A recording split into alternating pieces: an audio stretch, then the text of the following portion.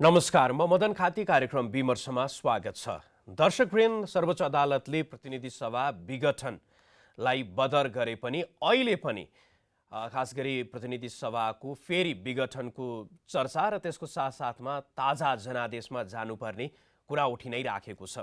मुख्य गरी त यो बीचमा फागुन 23 देखि आज चैत 23 सम्म आइपुग्दाखेरि जसरी संसदका बैठकहरू अगाडि बढिराखेको छ र स्वयं संसदले आफ्नो भूमिका प्रभावकारी ढङ्गले निर्वाह गर्न सकिराखेको छ कि छैन भन्ने विषयमा पनि प्रश्न उठिराख्दाखेरि र जुन प्रकारको राजनीतिक पहिले देखिएको थियो एक प्रकारको त्यो गत्यावरोध जस्तो त्यो पनि गाँठो नफुकिराखेको हो कि भन्ने देख्दै गर्दाखेरि अबको विकल्प भनेको चुनाव नै हो भन्ने कोणबाट आइराखेका विकल्पहरू अथवा त्यो तरिकाले आइराखेका आवाजहरू थप बलशाली बनिराखेका छन्। र अर्कोतर्फ नेपाली कांग्रेसले पनि प्रधानमन्त्रीको राजीनामा माग गरेको छ र आफ्नै नेतृत्वमा सरकार गठन गर्ने बताइराखेको छ। त्यसपछि चाहिँ माओवादी केन्द्रले समर्थन फिर्ता लिने वा नलिने फेरि आजकै जुन चैत 23 सम्म फागुन 23 पछि आजको दिनसम्म आइपुग्दाखेरि सरकारले विश्वासको मत लिनुपर्छ भनेर केही कानुन व्यवसायीले पनि बताइराखेको अवस्था छ। आज हामी यिनै प्रश्नमा केन्द्रित रहेर संवाद गर्दैछौँ र यी विषयमा संवाद गर्नको लागि आज हामीले कार्यक्रम विमर्शमा आमन्त्रण गरेका छौँ नेकपा एमालेका सांसद विजय सुब्बालाई। यहाँलाई कार्यक्रममा स्वागत छ। धन्यवाद।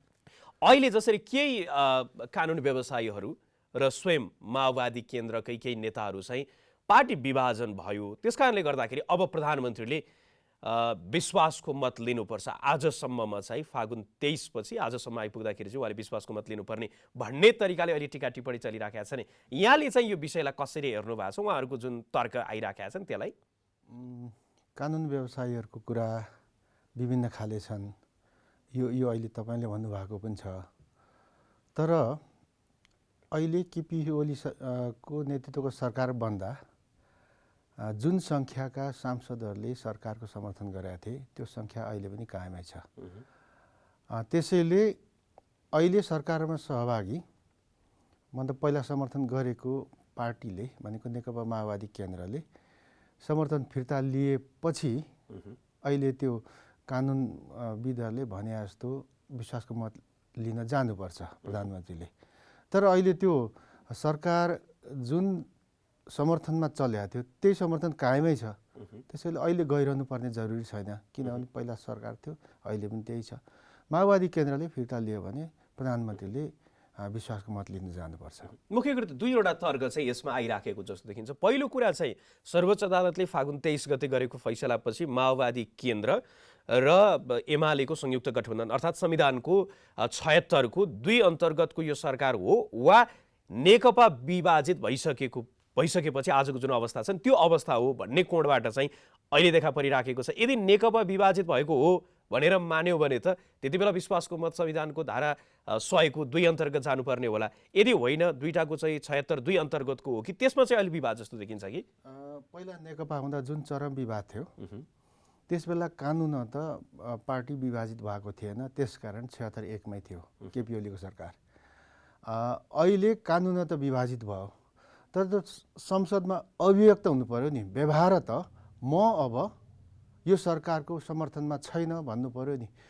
अहिले व्यवहारिक हिसाबले त्यो चरणमा पुगेको छैन। त्यसकारण नेकपा माओवादी केन्द्रले म अब सरकारको समर्थनमा छैन भन्नु पर्यो। कानुनले त विभाजन भइसक्यो, हामी दुईटा भइसक्यौँ, तर व्यवहार त त्यहाँ पनि जानु पर्यो नि, कानुन र व्यवहार त मिल्नु पर्यो।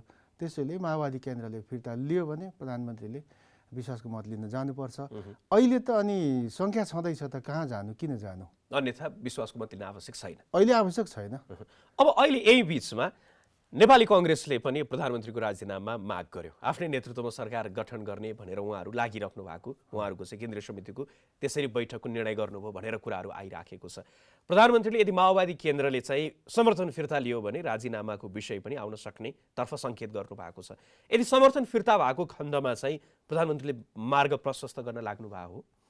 समर्थन फिर्ता भयो भने अघि मैले पनि विश्वासको मत लिन जानुपर्छ। अल्पमतमा परेपछि प्रधानमन्त्रीले फेरि पनि आफ्नो नेतृत्वमा अरू पार्टीहरूसँग सरकार बनाउने प्रयत्न गर्नुहुन्छ। यो केपी शर्मा ओलीको पक्षको कुरा, तर्फको कुरा। नेपाली कांग्रेसले कांग्रेस पार्टी भित्रको अर्को पक्षको बिल्कुल कडा दबावका कारणले अहिले त्यो निर्णय गर्यो। कांग्रेसले निर्णय गरे पनि त्यो अगाडि किन बढिरहेको छैन? माओवादी केन्द्रले म आज कि भोलि फिर्ता हुन्छु भनेर भनिरहेछ, तर किन भइरहेको छैन फिर्ता? अनि तल जनता समाजवादी पार्टी एकअर्कामा ध्रुवीकरण छ, यो सरकारले समर्थन गर्ने कि नगर्ने, यसमा समावेश हुने कि नहुने, यी सबै कम्प्लिकेसन्सका बिच अहिले अगाडि बढ्न नसकेको अवस्था हो। र अहिले यो सरकार 76 को छ, व्यवहार त अहिले मैले भनेको 76-2 मा कानुनी हिसाबले पुगिसकेको छ। अब 76-2बाट 2, 3, 5 भयो भने 7ले विघटनमा जाने बाटो दिएको छ। त्यसैले अब यो केपी ओलीको सरकारलाई हटाउने बित्तिकै हुने 2 अन्तर्गतदेखि 3, 5 सम्म हुने मन्त्रीमण्डलहरूले यही यसरी नै निकास दिन्छ, चलिरहन्छ भन्ने निश्चित हुँदैन। त्यसैले अन्ततः मध्यावधि चुनावको उसतिर जान्छ। चुनाव त अहिले नेपाली कङ्ग्रेस बाहेक अरू पार्टीलाई चाहिएको छैन, नेकपा माओवादी केन्द्रलाई त झनै चाहिएको छैन। त्यसैले यो चुनाव हुन्छ भन्ने डरले नै हो सम्हालिकन पार्टीहरू अहिले पनि चुप्प लागेर बसेका छन्। माओवादी केन्द्रले समर्थन फिर्ता नलिराखेको चाहिँ त्यो पछाडिको कारण त्यही कारण हो। किनभने माओवादी केन्द्रले फिर्ता लिने बित्तिकै एमाले र माओवादी केन्द्रभित्रका सांसदहरूको सङ्ख्या वरर पर हुन्छ, एकले अर्कालाई कारवाही गर्ने कुराहरू आउँछ। पश्चिममा माओवादी केन्द्रले आफ्नो सांसदहरूलाई, प्रदेश सांसदहरूलाई एमालेमा बस्छु भन्नेहरूलाई कारवाही गर्ने प्रोसेस अगाडि बढाइसकेको छ। यो सबै भद्रगोल भएर जान्छ। यो भद्रगोलको परिणामले असर पर्ने, गम्भीर असर पर्ने भनेको त माओवादी केन्द्रलाई हो। त्यसैले माओवादी केन्द्र नत्र त अस्ति नै फिर्ता हुनुपर्ने नि, फिर्ता हुन सकेका छैन। नेपाली कङ्ग्रेसले अब सरकार आफ्नै पहलमा गठन गर्ने, निर्माण गर्ने भनेर निर्णय गरेको दिन भयङ्कर फुर्केर प्रचण्डले अब सुरु भयो, यी आजैदेखि सुरु भयो नयाँ सरकार गठन गर्ने भनेर भनेकै करिब 1 हप्ता हुन आँट्यो। त्यसैले यो किन अगाडि बढ्दैन भन्दा अगाडि बढ्यो भने चाहिँ चुनाव हुने उसमा जान्छ बाटोमा, अनि त्यसले नोक्सान माओवादी केन्द्रलाई हुन्छ। अनि नेकपा एमाले भित्र बसेर केपी ओली विरुद्धमा लाग्ने समूहलाई हुन्छ। फाइदा भनेको अलिअलि जसपालाई हुन्छ होला, नेपाली कङ्ग्रेसले हुन्छ। तर सारा पिक्चरले गर्दा धुमिल पिक्चर छ नि, यो पिक्चरले गर्दा यो अगाडि बढेको छैन। मैले अगाडि राखेको थिएँ नि प्रश्न, जुन प्रधानमन्त्री राजीनामा चाहिँ यदि समर्थन फिर्ता भएको खण्डमा उहाँ विश्वासको मत नै लिनको लागि अग्रसर हुनुहुन्छ कि राजीनामा पनि? किनकि अस्ति 165वटा जुन सडक शिलान्यास गर्ने कार्यक्रममा उहाँले जुन अभिव्यक्ति दिनुभयो त्यतातर्फ पनि केही सङ्केत हो। उहाँले तोकेर राजीनामै दिन्छु भन्नुभएको होइन, सङ्केत चाहिँ त फिर्ता लिनु नि त समर्थन, राजीनामा आइहाल्छ भनेको राजीनामा दिन्छु भने होइन, आइहाल्छ। यो कन्डिसनल कुरा छ कि पछाडि अर्को अर्थको लाइनहरू पनि आउन सक्छ। राजीनामा दिएपछि विश्वासको मत लिन जानुपर्छ। प्रधानमन्त्रीले हामीलाई भन्नुभएको छ, म माओवादी केन्द्रले समर्थन झिक्यो भने 1 महिनाभित्र म विश्वासको मत लिन जान्छु भनेर भन्नुभएको छ। त्यो जानु पनि पर्छ। तर राजीनामा दिने बित्तिकै प्रधानमन्त्री खाली बनाएर राजीनामा यो फिर्ता हुने बित्तिकै, माओवादी केन्द्र फिर्ता हुने बित्तिकै प्रधानमन्त्री पद खाली बनाएर जानु हुँदैन। अर्को प्रधानमन्त्री आउनु पर्यो, सो त केपी ओली हट्ने छन्। त्यसैले यो पहिला एकचोटि माधव नेपाल प्रधानमन्त्री हुँदा यस्तै भएको थियो। हामीहरूले माधव नेपालका नजिककाहरूले गएर 2 घन्टा जति करिब यस्तो कारणले तपाईँ राजीनामा दिन हाल्नुहोस्, अर्को प्रधानमन्त्री आउने सुनिश्चित भइसकेपछि आइसकेपछि त सो त तपाईँ हट्नुहुन्छ। त्यसकारण यो खाली त्यो भ्याकुम क्रिएट गर्ने काम हुन्छ। राजीनामा नदिन्छु भनेको बेलुका छट्ट 4 बजेतिर, हामीले 9-10 बजेतिर गरेका थियौँ बिहान, 4 बजेतिर राजीनामा दिनुभयो। त्यसले गर्दा कति 17 चोटि कि 19 चोटि प्रधानमन्त्रीको चुनाव भयो होइन, आखिर त्यसले पनि त निकास दिएन नि। हो, यस्तो गर्नु हुँदैन। अब केपी शर्मा ओलीले प्रधानमन्त्री आउन्, सो त हटिन्छ। यसरी जानु नि त दलहरू किन गइरहेका छैनन्? यो अहिले त्यही त सबैले जान्न चाहिराखेको चाहिँ प्रधानमन्त्रीको विरुद्धमा सडक सङ्घर्ष गर्दै गर्दाखेरि जसपा पनि त्यहाँ देखिन्थ्यो जति बेला प्रधानमन्त्री संसदको विगत सबै देखिन्थे होइन। माओवादी केन्द्र त्यति बेला त माओवादी केन्द्र थिएन, माधव नेपाल र प्रचण्डहरूको समूह पनि त्यहाँ देखिन्थ्यो, कङ्ग्रेस पनि।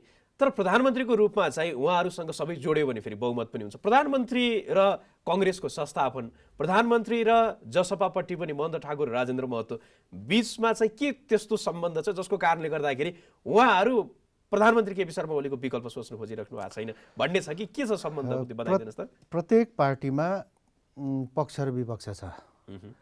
उनीहरूको सर्वसम्मत निर्णय आउन नसकेको कारणले यो भइरहेछ। नेकपा एमालेमा देखिँदैछ। माओवादी केन्द्रमा प्रचण्डले जे निर्णय गर्छन् त्यही लागू हुने भएकोले त्यहाँ त्यति समस्या छैन। कङ्ग्रेसमा छ। त्यसैले यो पक्ष विपक्षको कारणले सबै यो अलमलिएको अवस्था हो। अब सरकार बदल्न त नेपाली कङ्ग्रेस एकगठ भएर आउनु पर्यो र हिँडिहाल्नु पर्यो सरकार बदल्नको निम्ति। त्यो भएन। अनि यो चारवटा दल छ नि, यो चारवटा दलले प्रधानमन्त्री यो भनेर एउटा सर्वस्वीकार्य व्यक्ति त देखिनु पर्यो नि, त्यो छैन। जनता समाजवादी पार्टीमा नि को छ भन्ने, को हुने भन्ने। नेपाली कङ्ग्रेसभित्र त शेरबहादुर देउबा हुनुहुन्छ होला, यता प्रचण्ड हुनुहुन्छ होला। त्यसैले यो पहिले केपी ओलीका विरुद्धमा सबै पक्ष लागेका थिए विरुद्धमा। तर त्यो सबै पक्ष अहिले पद प्राप्त हुने बाटो खुलिसकेपछि एक ठाउँमा छैनन्। केपी ओलीलाई विदेशी शक्तिले रुचाएन, उसलाई फाल्नै पर्थ्यो। त्यो फाल्ने अभियानमा सबै शक्ति लागे। तर जब अवसर खुल्यो सबैको एउटै मत हुँदै भएन।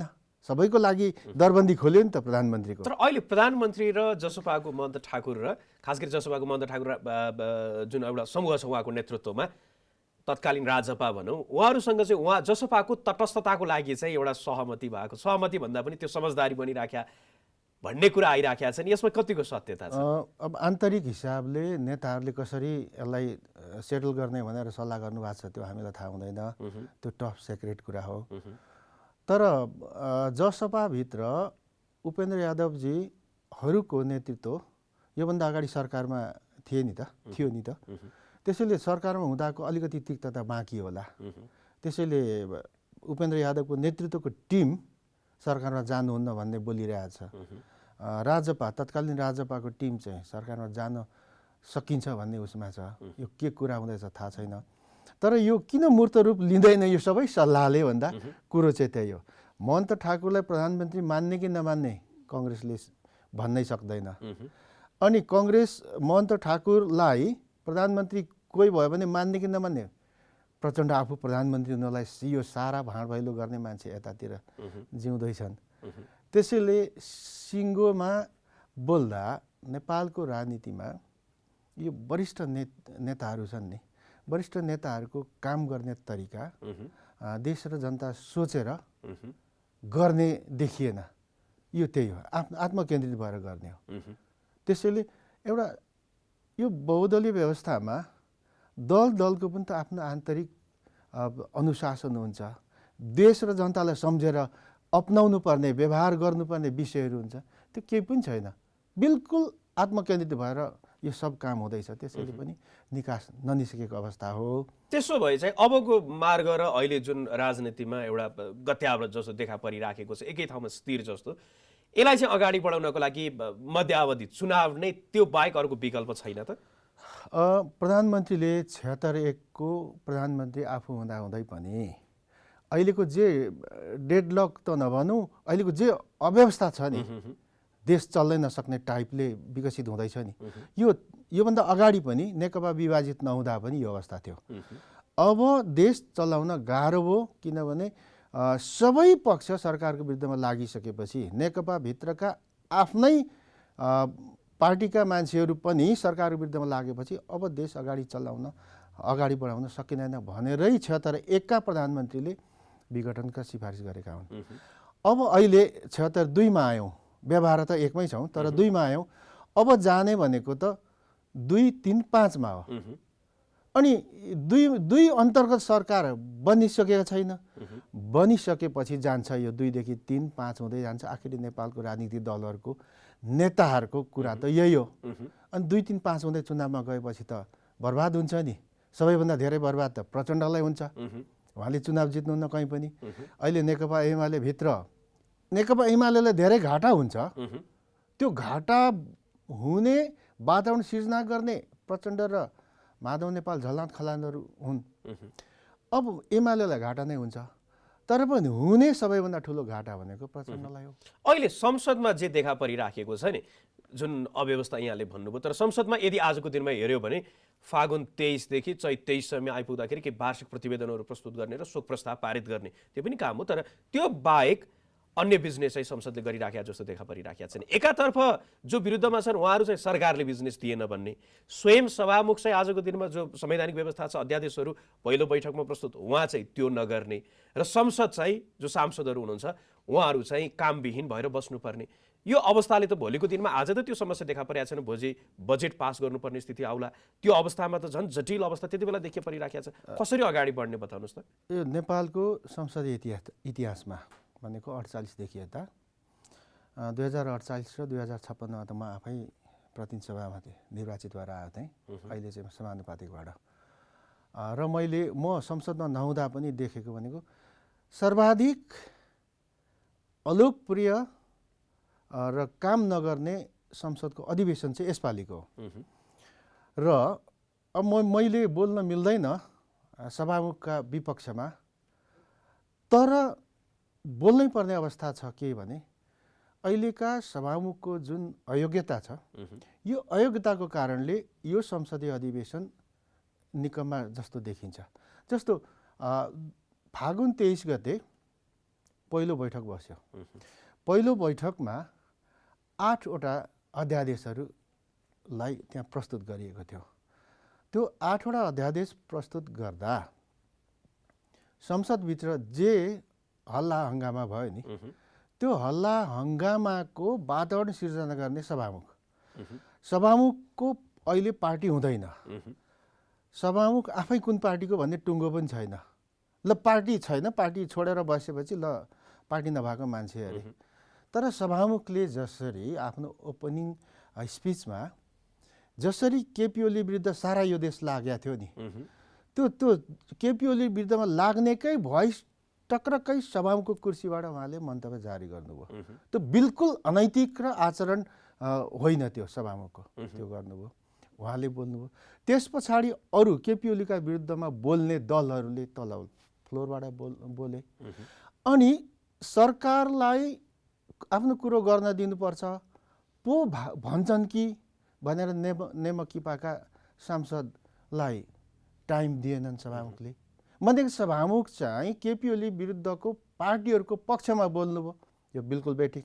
अब यसको असर कहाँ पर्यो भने यो सबै दलहरूलाई मन नपरेको भनेको संवैधानिक परिषदको कुरा हो, अध्यादेशको कुरा। संवैधानिक परिषदको अध्यादेश त प्रस्तुत भइ नै सकेको थियो त्यहाँ। यद्यपि प्रस्तुत भइसकेर त्यसको त्यो संशोधनको डेटहरू बोलिसकेको, रुलिङ भइसकेको सभामुखको मुखबाट पछि होइन भनेर सभामुखले भन्न थाल्नुभयो। रेकर्ड हेरेपछि हो भन्ने देखियो। विरोध गरिएको अध्यादेश त्यो थियो।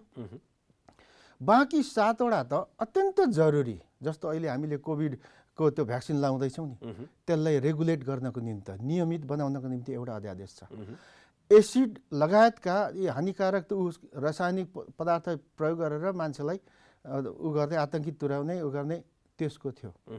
यौन हिंसा अनि अरू राज्य सञ्चालनका निम्ति आवश्यकभन्दा आवश्यक अध्यादेशहरू प्रस्तुत हुन पाएनन् है। अब किन नारा लगाएको थाहा छैन मलाई।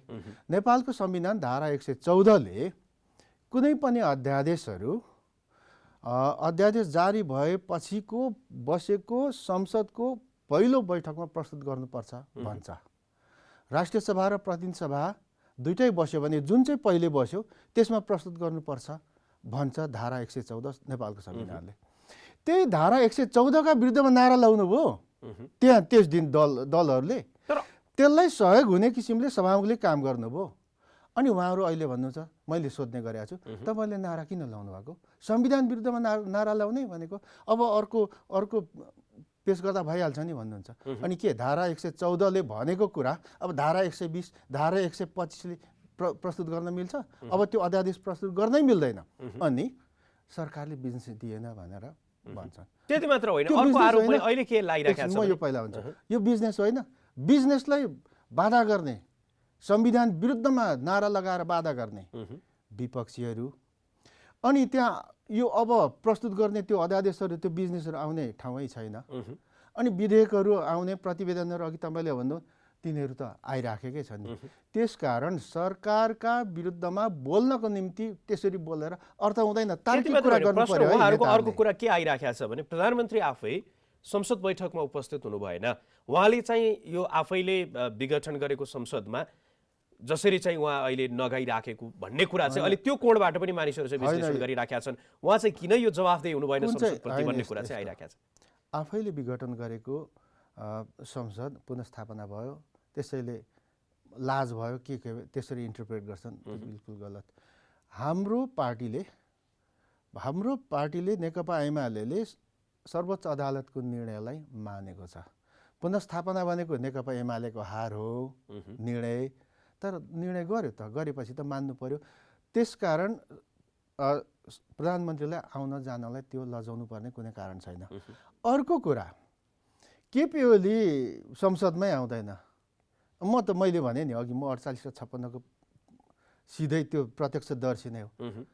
प्रधानमन्त्रीहरू गिरिजा आएका थिए त सबै बेला, किसुनजी आएका थिए त, देउबा आएका थिए त, हामीलाई थाहा छैन। अनि उनीहरू नआएको चाहिँ हिसाब नगर्ने, केपी ओली नआएको चाहिँ हिसाब गर्ने, ठिकै छ। आफैलाई चाहिँ के लाग्छ जनप्रतिनिधि संस्थामा चाहिँ प्रधानमन्त्री को मान्छे व्यक्तिलाई निरपेक्ष राखेर कुराकानी गर्दाखेरि उपस्थित हुनुपर्छ कि पर्दैन? को मान्छे यस्तो कुतर्क गर्छन् मलाई अचम्म लाग्छ। कस्तो बुद्धि छ केपी ओली आएन भनेर। त्यस्तोले 48 सालदेखि यहाँसको संसदको त्यहाँ सबै रेकर्ड छ सङ्घीय संसद सचिवालयमा, त्यो हेर्नु नि कुन प्रधानमन्त्री कसरी आयो आएन भनेर। त्यसकारण यो उनीहरूको कुरा, यसो भन्नेहरूको कुरा तर्कै बेठिक।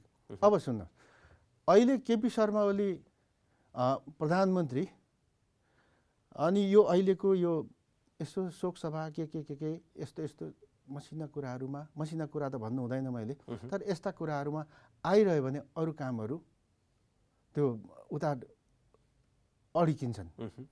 त्यसैले प्रचलनीय के हो भने प्रधानमन्त्रीले आफू अनुपस्थित हुने अवस्थामा कोही मन्त्रीलाई त्यहाँ अधिकार दिएर पठाउँछन् र प्रधानमन्त्रीको काम अरू मन्त्री मार्फत हुन्छ। त्यसैले यो केपी ओली संसदमा आएन भन्ने कुरो यो कुतर्क गर्नेहरूको बारेमा मलाई केही भन्नु छैन। एमाले तर्फ नै प्रवेश गर्न चाहिँ यहाँहरूको पार्टीतर्फ यहाँ अहिले 4 जना नेतालाई, यहाँहरूका नेताहरूलाई यहाँले कारबाही गर्नुभयो। निलम्बन चाहिँ 6 महिनाको साधारण सदस्य नरहने गरी तरिकाले निलम्बित भएको अवस्था छ। उहाँहरू पनि समानान्तर गतिविधि गरेर अहिले अगाडि बढिराख्नु भएको छ। उहाँहरूले त अझै अभियान पनि घोषणा गर्नुभएको छ, कार्यकर्ताको जनताको घर दैलोसम्म पुग्छौँ भनेर। अर्कोतर्फ प्रधानमन्त्री अब गुटगत भेला, गुटको मान्यता, गुटसँग सम्वाद त्यो हुँदैन भनिराख्नु भएको छ। यो अवस्थामा चाहिँ एमाले कसरी अगाडि बढ्ने बताउनुहोस् त। प्रधानमन्त्री केपी शर्मा ओली भनेको नेकपा एमालेका अध्यक्ष। अघि मैले कानुन त व्यवहार त यो दुईटा कुरा शब्दहरू बोले।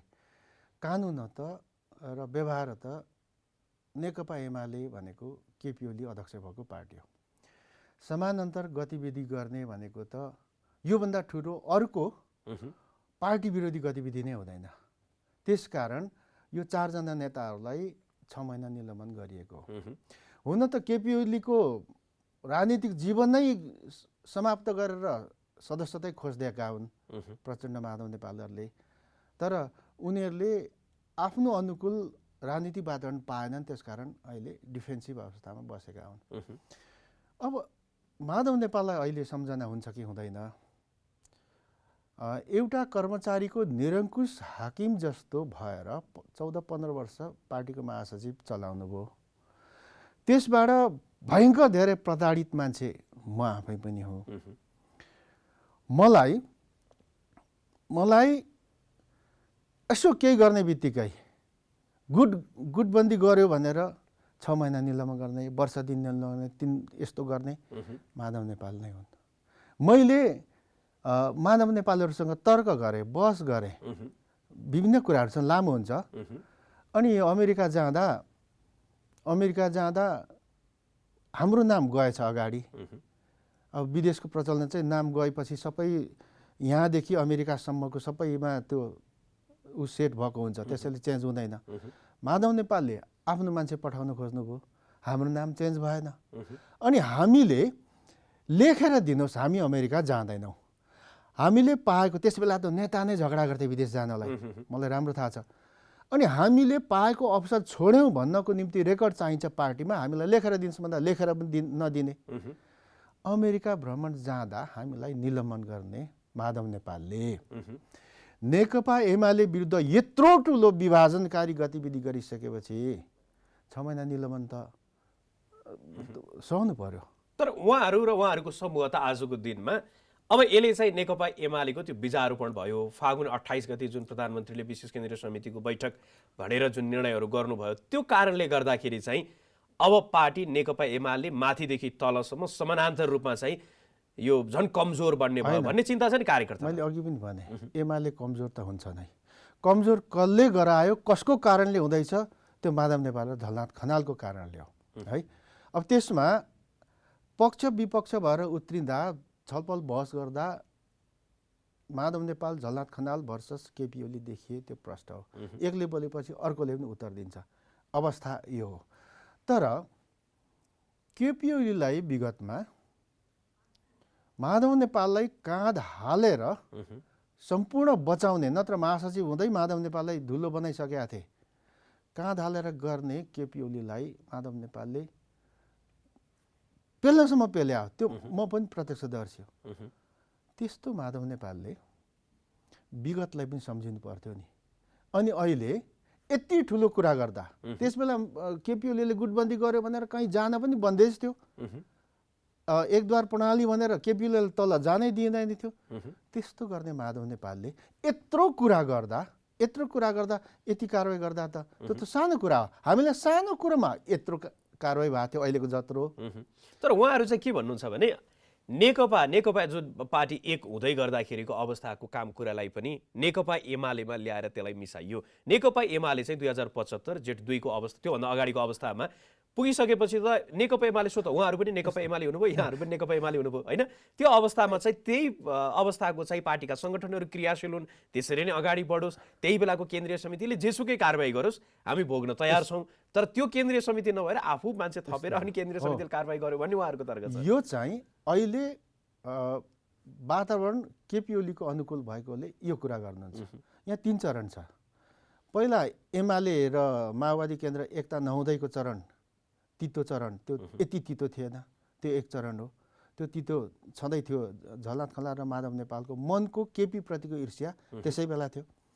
नेकपा भएपछि यति साह्रो गाली गलोजमा उत्रियो कि त्यो नेकपा हुँदाको झगडा तीर हानहानले गर्दा अहिले अप्ठ्यारो भएको माधव र झलनाथ खनालहरूलाई त्यो बिर्स्यौँ भने कसरी बिर्सन सकिन्छ? किनभने त्यो 19 बुँदेदेखि यहाँसम्म आइसकेपछि त्यो हिजोको गाली गलौज बिर्सिने कुरै आउँदैन, त्यो जोडिएरै आएको छ अहिले। त्यसो भने अहिले नेकपा एमालेको चरण भनेको त्यो नेकपा हुँदैको गाली गलौजको त्यसले सिर्जना गरेको वातावरणको अवस्था हो। अब सुन्नुहोस्, अगाडिको नेकपा भन्दा अगाडिको चरणमा जाउँ न भनेर उहाँहरू भन्नुहुन्छ। अहिले ओलीलाई सडकमा पछार्ने लतार्नेहरूसँग त्यो सबै व्यवहारलाई बिर्सेर केपी ओलीले पार्टी कसरी चलाउन सक्नुहुन्छ? उहाँले गरेको जे गर्नुभयो पार्टी विरुद्धमा, त्यो पार्टी विरुद्धमा गरेका कामको सजाय भोग्नुपर्छ कि पर्दैन? त्यो केही नगरिकन केपी ओलीलाई सडकमा निकाल्ने, पटक पटक कारवाही गरेर निकाल्नेहरूलाई उनीहरूको त्यो जुन केपी ओली विरुद्धमा पार्टी विरुद्धमा यो सबै विभाजनकारी अवस्था सिर्जना भयो, यसको यो गल्तीको कारवाही त हुनुपर्छ। त्यसैले अहिले नेकपा एमाले 4 जनालाई यो निलम्बनको कारवाही गरे हो। अब अगाडि के हुन्छ? यदि यही तरिका हो भने, यसरी नै जाने हो भने अहिले पनि हिजोसम्म माधव नेपाल, झलनाथ त आजभोलि अस्वस्थ भएको कारण अलिक कम बोल्न थाल्नु भएको छ। माधव नेपाल र उहाँका वरिपरिका नेताहरू हिजोसम्म फेरि पनि कडा जस्ताको तस्तै बोल्नुहुन्छ र देशव्यापी गर्ने रे भनेर भन्नुहुन्छ। उहाँले के गर्दै हुनुहुन्छ? वडासम्म भनेको पहिलाको गाविस तहसम्म उहाँहरू सङ्गठन समानान्तर बनाएर जाने। यो हुने के हो भने, मेरो व्यक्तिगत विश्लेषण, अब जुन चुनाव आउँछ रेगुलर चुनाव 2 वर्षपछि, अब के अरे मध्यावधि आयो भने त त्योभन्दा अगाडि नै हुन्छ। अब हुन्छ के भने यो देशव्यापी रूपमा समानान्तर सङ्गठन बनाउँदै जानुहुन्छ उहाँहरूले। बनाइसकेपछि त्यो एक खालको सङ्गठित रूप हुन्छ। अहिले नै त पार्टी विरुद्धमा जानुहुन्न, किनभने सबैको सांसद जान्छ है, अप्ठ्यारो छ। अहिले जानुहुन्न, यो काम गरिराख्नु भएको छ। अनि जब चुनाव आउँछ नि, मध्यावधि होस् वा नियमित चुनाव, आवधिक चुनाव हुने भइसकेपछि त सांसद गए पनि जान्छ, आखिरी त्यसै जान्छ। हुने भइसकेपछि माओवादी केन्द्रसँग माधव नेपाल, झलनाथ खनालको एकता हुन्छ। किन एकता हुन्छ भने नि, एउटा कुरो त त्यो जसले पनि गर्छ, त्यो एकता गरेर शक्ति आर्जन गठबन्धन गर्ने कुरा त्यो छँदैछ, त्यो स्वाभाविक हो। त्यो त्यसबेला एकता किन हुन्छ भने नेकपा एमाले त सूर्य चिन्ह र त्यो उसँग छँदैछ, केपी ओलीको। माधव नेपाल, झलनाथ खनालको चुनाव चिन्ह नयाँ जानुपर्छ। नयाँ त परिचय गर्नै, नेपाली जनतामा परिचित गराउनै समय लाग्छ। बरु परिचित चुनाव चिन्ह त हँसिया हदौडा छ माओवादी केन्द्रको। हो, त्यही चुनाव चिन्हलाई प्रयोग गर्न सजिलो हुन्छ, त्यसरी जानुपर्छ, जान सजिलो हुन्छ भनेर माओवादी केन्द्रसँग एकता भएर जान्छ। अहिले समानान्तर गर्दै बसेर म छुट्टै पार्टी नबनाएको, बनाउँदिनँ भन्नु कारण चाहिँ यो हो। हस्, यहाँले आफ्नो महत्त्वपूर्ण समय हामीलाई उपलब्ध गराइदिनु भयो। यहाँको महत्त्वपूर्ण समय र यो संवादको लागि यहाँलाई धेरै धेरै धन्यवाद। धेरै कुरा भन्ने थियो, अलिकति कुरा गर्न पाइयो, तपाईँलाई पनि धन्यवाद। हस्, दर्शकवृन्द, आजको लागि कार्यक्रम विमर्शलाई निर्धारित समय सकिएको छ। जनताद्वारा जनताका लागि प्रसारित जनता टेलिभिजन हेरिरहनुहोस्। नमस्कार।